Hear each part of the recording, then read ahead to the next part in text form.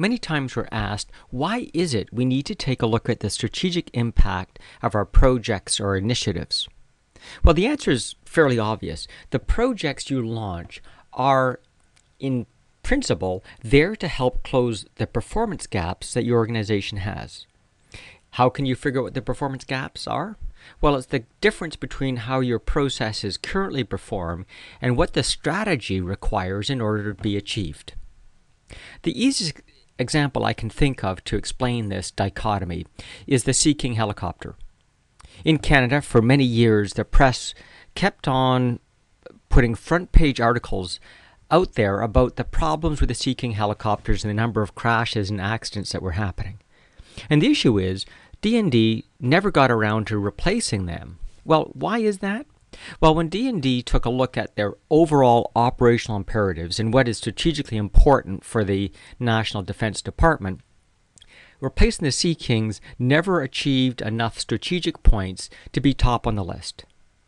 Now that we've entered into some combat situations, we can see many of the other operational issues that Command has had to deal with and how they prioritize those as being higher than the Sea King helicopter project. Now they've dealt with those projects, Sea King has moved up the list and is gradually in the works for being replaced. So it's important to understand that we need to link strategy with the projects to make sure we prioritize them correctly and don't chase after the things that, for example, the press thinks is important compared to what leadership knows is important.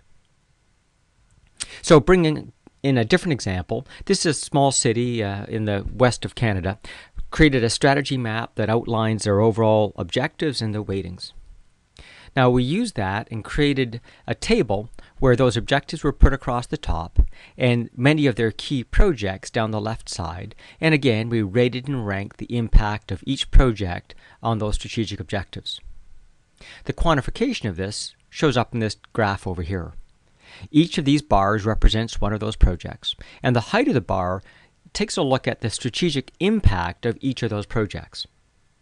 Now, of course, the projects on the right have huge strategic impact and perhaps great strategic return on resources, and the projects on the right-hand side here, less impact, less return on resources.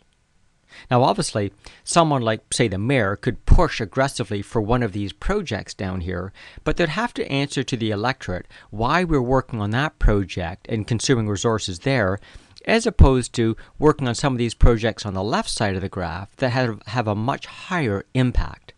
So in this way, the city is able to evaluate diverse projects from garbage collection to painting lines on the streets to streetlights to buying new IT infrastructure or automating office processes.